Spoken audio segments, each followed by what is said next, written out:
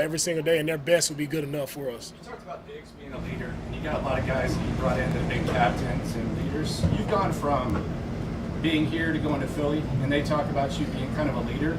How do you earn that? How is that something that is it kind of just organic? How does that happen? Yeah, I don't think I'm kind of a leader.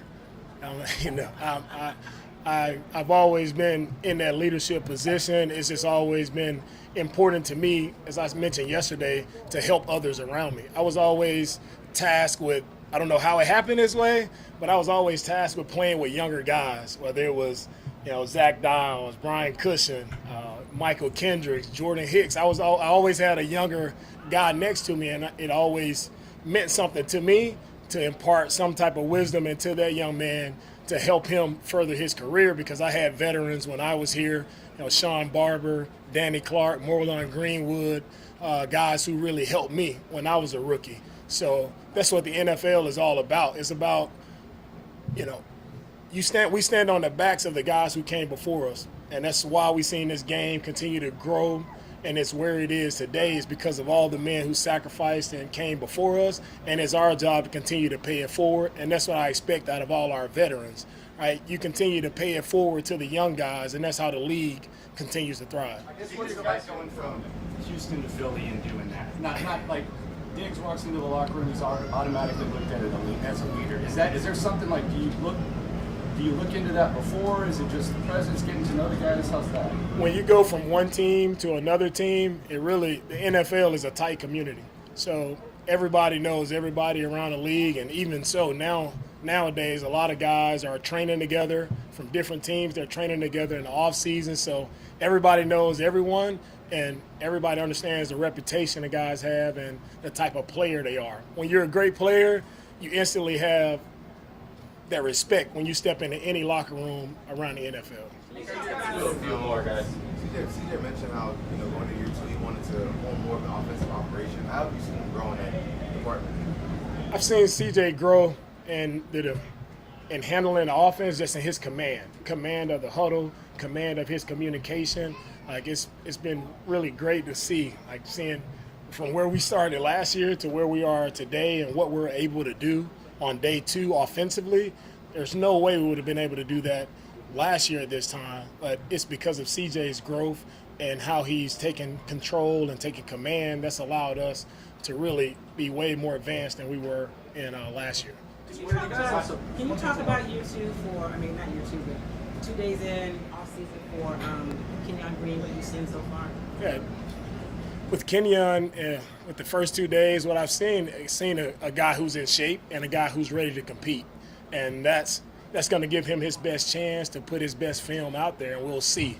But Kenyon, he's available, so that's going to allow him to continue to grow and become a better player, because he's done a great job in the offseason of working out, being attentive to all the details that the coaches have asked him to, take care of. He's been on it. And so it just gives him a chance, right? And Kenyon has the right mindset. He's working hard. He's working the proper way. So I'm excited to see how he continues to grow once we get pads on, once we play in games. The Texans are making it easier for fans to get into the stadium earlier.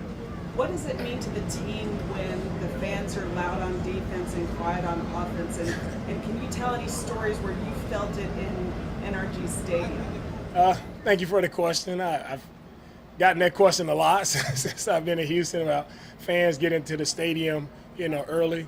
As we all know, fans, they pump energy into our team, right? We feel it, our players feel it, coaches feel it, everyone feels the energy that our fans bring to the game. So with fans being in early, being loud when we're in the stadium, it's a really unique and really cool atmosphere, especially playing here in NRG Stadium when it's packed and it's loud. I just think back to our playoff game versus the Cleveland Browns here.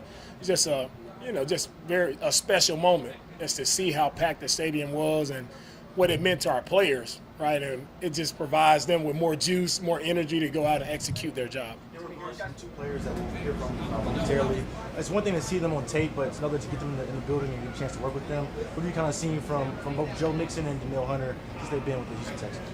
And what I've seen from Joe and Danielle, I've seen 2 guys who love to work. they love football. They show up every day ready to compete, giving their best. That's all I ask for guys.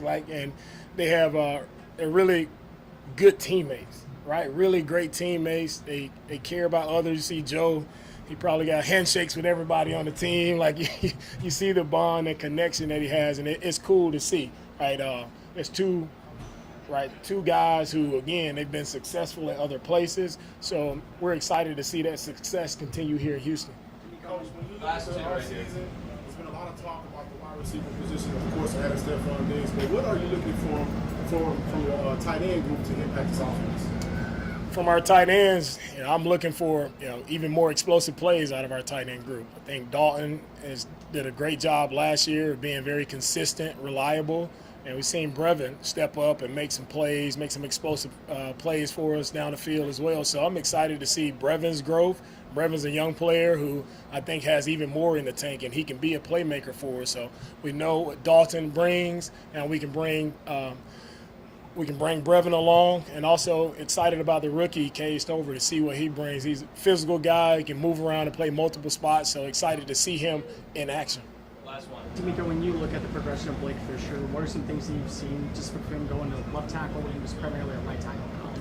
Yeah, from Blake, I've seen a guy he's been versatile. Right, when you can play left and right tackle, it helps, especially if you're a third tackle. You never know what may happen on game day. As we saw with our offensive line last year, had a lot of guys in a lot of different places. So for Blake, having that versatility of being able to play on the right side and also move over to the left, it's only going to strengthen our offensive line group. Is only going to help our team with what he's been able to do. Thank you, guys. All right, thanks, guys. Thank you.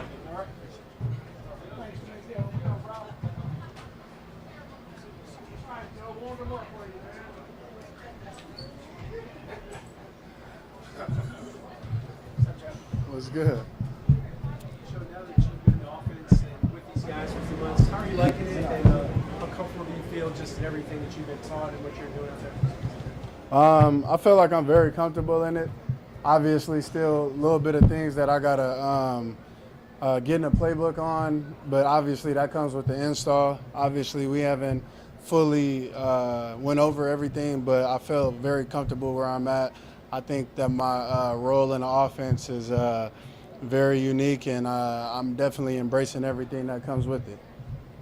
What's been your first impression working alongside Gerard Jordan this spring? Say that again. So what's been your first impression working alongside Gerard Jordan this spring? Oh yeah, Gerard Jordan. I mean, he's a good player. Obviously, he's young. He's learning. He's getting around, and we showing him the ropes as vets. I think that he's been taking everything in the best as he can, and obviously when he gets out on the field, he works hard. And obviously, as a Texan staff, that's what they love and appreciate. Joe, you've been near the top of the league, carries a couple times in your career. Are you kind of preparing physically to have a similar role on this team? Yes. Obviously, I feel like with the work that I put in this offseason, I trained as hard as I possibly can, honestly harder than I've ever before, leading up to this moment. And I feel very confident in, like I said, the role that I will have in this offense, and I'm going to embrace everything that come with it. Like I said, I did all the work in the offseason, and, come season, that's when I know it'll pay off. Joe, can you talk about adjusting to this offensive line, understanding them, because all of them work differently from what you had in Cincinnati to where you are now, trying to read them and on different plays and so forth? Yeah, I felt like, I think a lot of offenses is kind of similar. The main thing is learning the terminology. That's the biggest thing, and once you learn that, and obviously, what comes with the protections, I think after that, that's all she wrote. So, as long as I keep, honing in on the little things and details, I feel like I'll be in great shape. Joe, CJ said yesterday that this offense can have a 500 monster with you, Dalton, 3 receivers. do you see that? And also, when you look at this team, what's different that stands out compared to Cincinnati? Yeah, man. I honestly don't think CJ is lying. I feel like everybody over here agree with that. I think that we have a lot of great talent on this here offense and really on the team. And in terms of the comparing and contrasting, I'm not here to, want to compare my team compared to Cincinnati's, old teams. But I definitely been on a championship team before, and I know what it's like. I know what it takes to get there, and I feel like we have no doubt we have the best talent that I've seen here, in a long time. And I honestly feel like the team that we have here, I know that we're ready to, go for that long run, man. But at the end of the day, we just gotta, take it 1 week at a time, 1 day at a time, and everything else will take place. Yeah, Coach DB, man. I mean, since day one, he's embraced me. Same with Slowick, same with DeMeco, Nick as well. I mean, they embraced me, and it's a great feeling to know that you're one of their guys, and they come in and anything that I need, they got it for me. So I greatly appreciate that, and the best thing that I could do for them in return is, be the best teammate, be the best player, a leader out there, physically, mentally, and, my teammates, they could count on me in whatever position that I'm in. And I think that's the best thing that I can give to them is, come out here and make plays, make their job easier. Not to get too much into comparison, but what are the differences that you see between the Cincinnati Bengals offensive line compared to Houston? And how do you think that'll help you thrive here in Houston? Yeah, I mean, I had a really great guys in Cincinnati my whole 7-year tenure that I did there. But, I mean, the biggest thing that pretty much stands out to me more than anything is we got all-pro linemen here, obviously, like LT, Pro Bowl guy, and he's been all-pro before. I definitely feel like with the way that these guys work, the way that they attack their job, I definitely feel like it'll benefit me in a greater scale. I think that Slowick, the way that he's dialing things up, I truly feel like he's gonna do whatever he can to get all his playmakers the ball. I mean, I've been in a situation before where a lot of people have to get the ball as well, and sometimes some people it don't go their way that day. You know what I'm saying? But at the same time, I feel like we got a lot of unselfish guys, a lot of great character guys, and I think that they do a hell of a job, attacking the day and wanting to be better. Everybody that's here, we all want the same goal, man, same dream, and it starts with the foundation. So we just got to keep it pushing. Speaking of dreams, you're going to be going to the Pro Football Hall of Fame in a couple weeks. Have you ever been there before, and what are your feelings about it? Yeah, honestly, I've never been there before. Heard a lot about it, and obviously a lot of greats, obviously as it's being in Canton. I think that it's a dream for a lot of players, and that's honestly why we play this game, is to hopefully one day be in the Hall of Fame. And I do feel like it is kind of early, being early July or mid-July. But I mean, other than that, I mean, we're here, we playing football. That's what we want to do. That's what we love to do, and it's a blessing to be able to go there and be able to check things out and see a lot of history, and I look forward to it. You've been a fast one, very reductive bad product. How do you feel about the narrative that actually goes to 30, you expect to drop off, cast the back, even though there's nothing about the entire career? Yeah. We've seen across the league running backs get close to 30, teams want to move off. How do you feel about that narrative and your career and that nature? I mean, can we name names? You can name whoever you need to name. No, I'm asking, like. No, I'm just talking about general. I mean, I guess it's a narrative to y'all, but I mean, the running backs that I see that's close to 28, 30, 31, 32, they balling right now. So, I mean, my hopes is high, you know what I'm saying? And I know what the type of player I am, and I'm not here to speak for everybody else, but in terms of me, I know for a fact, as long as I'm in great position to win, like, it's going to be night and day compared to how I was in Cincinnati. You know what I'm saying? So, like I say, I'm very optimistic with how this offense will be ran, how I'll be using this offense, and in terms of the whole running back narrative. I mean, like I said, everybody that I see that's, I say about like 26 to about 32 right now, like all them dudes is balling, man. So, shout out to the running backs, and I hope, y'all have a hell of a season. everybody do their thing for real. Thanks, Joe. Thank you.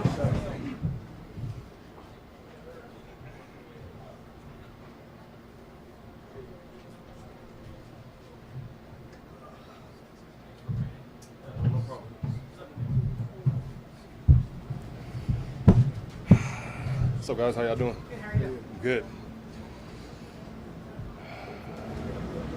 What's it been like establishing yourself on a team that had success last year, kind of reaching with the younger guys? Will has said that you worked with him. What's that process been like? It's been really good so far. You know, adding to whatever I could add to the team's success. You know, bringing my skills and my knowledge, teaching everybody on the D line. You know, the skills that they need in order to take their game to the next level. So I feel like at the end of the day, it's gonna only make everybody better. You know. Danielle, when you look at a guy like DeMeco Ryans, just his veteranship and his position flexibility, what can he do for younger players even better in his teaching ins and outs of how to get in the backfield? You know, bringing in skill. You know, teaching them like skills and what they need to do in order to bring their game to the next level. I mean, I feel like that's what all playing D line's all about. You know, bringing a group together. One man don't get a sack by himself. You know, it's 4 men together rushing the passer. Danielle, in the spring, Matt Bird mentioned that the team thought maybe you could be even better from a pass rush standpoint in this style of defense. Do you feel the same way? And what's kind of been your previous experience with any style or any kind of defense like what the Texans are? I mean, in the past, I came from just a reading defense. They really don't want me to read. They just want me to go here. So, you know, get at it. Do you like that more? Yeah. I mean, I don't have to think about anything. I just go. And I feel like I've been reading for about 8-9 years, and I feel like they want me to not do that and just go. Play football. Don't think about nothing else. Wouldn't every defensive lineman want that? Exactly. Yeah, that's what you want. Playing a defensive end, you just want to go. No reading, none of that. You just go. So. Danielle, yesterday Will was talking about your hand action. He said that you've got probably some of the quickest hands, and he's still trying to pick up certain little techniques that what he was doing is almost like jiu-jitsu or hand fighting, you know, karate. What is it? And then you're trying to ingratiate with him about what you're using your hands. You know, I feel like being a defensive lineman, I feel like that's what it's all about. Your hands, your eyes, and your feet. And if you don't use your hands, you're going to get blocked. So I try to teach them simple things, you know, nothing too crazy, that littlest movements could get you far. Beating the guy and then getting you to the quarterback. You know, being able to take his game from here to here. So you can't play defensive line without your hands or your eyes. So you know, just teaching them simple stuff, him and everybody on the D-line. So. A lot of people think the pass rush is a physical game, and it is, but the mental side of it, especially for someone like Will in his second year, to come off of what he does best to learn new moves. How much have you been able to teach him about the mental side of pass rushing coming in his second year? I mean, the biggest thing is you just got to keep chopping wood. You know, in a season, you'll have 1,000 reps, but you get 10 sacks, that's a great season. So pass rushing and getting a sack, it's not all about like, oh, getting a sack every game or like every down. It's like you got to keep working for it. You got to keep chopping wood, and eventually you'll get through. So if you focus on little things, your step, your hands, your eyes, you know, eventually you'll keep building. So. What do you think that it says about your teammates that now that your new responsibility is just, hey, we just want you to go and get the quarterback? What does it say about that back end as far as the linebackers and the defensive backs are concerned? I mean, it all comes hand in hand. Us doing our part, it helps the back end, you know, speeding up the quarterback. And our, you know, defensive line, our job is to affect the quarterback. So we're affecting the quarterback. We'll have him throw a fast pass or something right into our DBs, you know, waiting for him to make a bad throw. So at the end of the day, we all work together. You know, our job is to affect the quarterback. We mess him up, then DBs will be in the right spot in order for them to make plays. Coming into training camp, how were you able to block out some of the noise and the expectations that you're hearing from, you know, people saying that you all should AFC Championship, maybe Super Bowl, things like that? Oh, I deal with that every year, man. It's like expectations and goals. You know, you just got to come in and lock in what we got here every day, day by day, practice by practice, step by step. You know, what matters is what's going on inside our building. You know, it's never about what's going on in there. So we're all action. We don't really talk about like what we're gonna do. Just get in here and just work day in, day out. I know it's talking about the handwork. He compared it to martial arts, almost like karate, with the way you guys use your hands. How much is it those little nuances, everything, those details, allowing you to be a kind of productive pass rusher? Being a pass rusher, it's all about your angles and your hands, your eyes, your feet. If you don't incorporate those things together, you're gonna get blocked. It's not something that you could just wake up and be like, oh, like breathing. You got to keep practicing it over and over again in order for it to become second nature. So. Danielle, I know it's still early, but have you had an opportunity to go up against Alex Howard? And if so, what's been your evaluation of him so far? I went against him yesterday. Yeah, he has pretty good feet. I think his lower body's stronger than it's ever been before, and he was telling me. He moves well for a guy his size. So I'm really looking forward to that, going up against him more this season. And, yeah, it's been a great battle so far. Thank you. Thank you. Yep.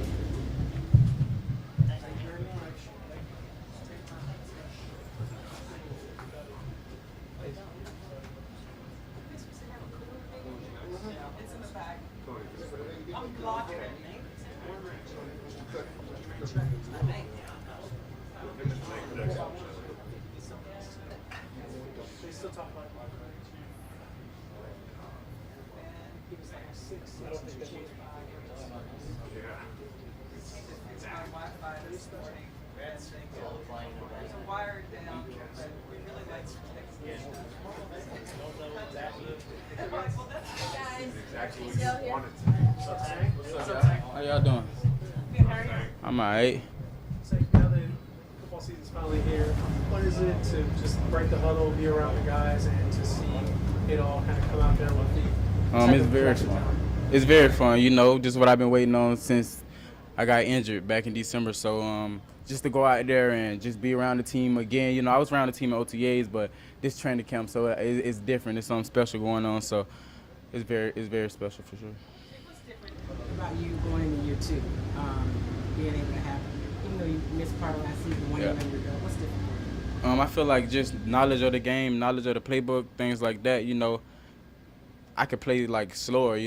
People think I should play faster, but I feel like I could play slower at my own pace now because I know like what's going on. I know the in and out. So the playbook, like I said, that was a key important part of just everything. That everything was just moving fast a little bit at the beginning of the year, but then it kind of slowed down. But now I just feel like I'm back in college again. Of course it's a different competition level, but I just feel like I'm back in college now. So. What is your view of the new kickoff rules?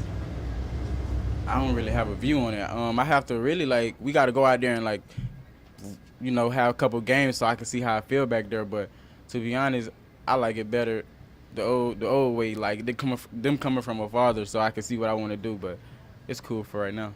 Are you ready for an added special teams load in addition to your wide receiver work? Am I ready? I'm ready for everything. Of course I'm ready. Yeah. What's been the continuity between you, Stephon, and Nico these last few days? It seems like you guys spend a lot of time together. Yeah, man. We just all picking each other brains. We all know what we're capable of. We all know what the outside world is saying about just us. But it's not only about us. We still have John Mechie, Noah Brown, Robert Woods, Hutch, Jay Wayne. We got a lot of pieces. Steve Sims. We got a lot of pieces still in the receiver room. But we know everybody can around us three. But we ready to go put on the show for sure. CJ mentioned a five-headed monster on this offense. One of those monsters includes Joe Mixon. What type of element does he add to this offense? Yeah, Joe Mixon gonna make him respect the run game. Our O-line gonna do their job. The receivers gonna do their job blocking. And Joe Mixon got that's gonna help the receivers get open. Like people say, receivers help running backs get open. Running backs help receivers get open. Man, he running the ball well. We can throw the ball well. We're throwing the ball well. He can run the ball well. So it's just a hand-to-hand thing. So he's gonna bring a good element. There's a lot of people that are talking about, who's going to be the number one wide receiver on this team. But you told me last season that CJ can make anybody a number one wide receiver. Is that just the unselfishness about him? Yeah, definitely. With that, I just feel like, first off, CJ was in college with 5 number 1 receivers in the league right now. So it's we know what it come with. We know what CJ capable of. We know what Coach Slowick capable of. He's going to call the plays for everybody to dial it up. And I just feel like with that, it's going to be everybody going to have games. I feel like one game he might be hot, or next game he hot. This game, both of them might be hot. You never know. So it's just we got so many monsters. Like CJ said, 5-headed monsters that we could just come at people like in different ways. Where have you seen the most growth from CJ in terms of command? How's that look compared to year 1 to now? Leadership, you saying? It's been, like I said, it's really hard to tell, to be honest, because last year CJ was a great leader. Even though he was a rookie, he was a great leader. And this year he's the same. Like, he's the same guy every day. Come in and want to lead by example first off, and then he's gonna tell others to like pick it up. Like, he'll tell me to talk to the receivers, Diggs talk to the receivers, Nico, anybody. Like, he just want everybody to just vocalize themselves and speak up and be a leader. And I feel like he's a special leader for sure. What way do you feel like Stephon Diggs is giving back to perhaps the younger receivers? Say that again? I'm sorry. You got a fly playing with you. It started on him. Hey, nah. In what way do you feel like Stephon Diggs is perhaps maybe giving back to you and Nico and John Mechie and maybe showing leadership traits? Yeah, I feel like just the things he say, you know, we pick his brain a lot, especially me and Mitch. Like, we always ask him questions, or we don't even have to ask questions. Like, he'll just come up and just start talking about stuff, like talk about stuff that he seen, like when he was at the Vikings, or he seen when he was in Buffalo, and he's just giving us game. He give us free game all the time, man. That's all he do. Like, he want us to be great. He know what we capable of, so, and he know we got a long career ahead of ourselves, so he just telling us like what we should expect and how to move and things like that. We got to see a little bit of him just so far in practice, but what are your early impressions of Kamari last year at cornerback? I love him, man. He's a dog, and I know he gets even better when he put on pads. You know, I was watching his tape a minute ago, and when we drafted him, I watched his tape, and he's a dog, especially when he got on his pads and stuff like that. So just ready for that to come. But I love him, man. He's a great hard worker, so he's good. Tank, how important was it for you to get out this offseason and work with Del Fonte, and as far as with the other wide receivers that you were able to pick their brains, but they were also able to pick your brain a little bit? Yeah, it was great. You know, I was ready to work with Del Fonte in January. I got hurt December, bro, but I couldn't do it. But it's just good because, first off, just getting back out there, getting moving, I was so ready for that. And then once that happened, you know, I just knew, like, he know me. Like, me and Del Fonte been working since from like 3-4 years ago. So he just know the in and outs, and he know how to, like, he know when I'm hurting, or he know how to, like, pick it up, and he just know how to talk to me when I'm out there. So he give me a lot of motivation for sure. Okay. Thanks. Thanks. Thank you. Next time.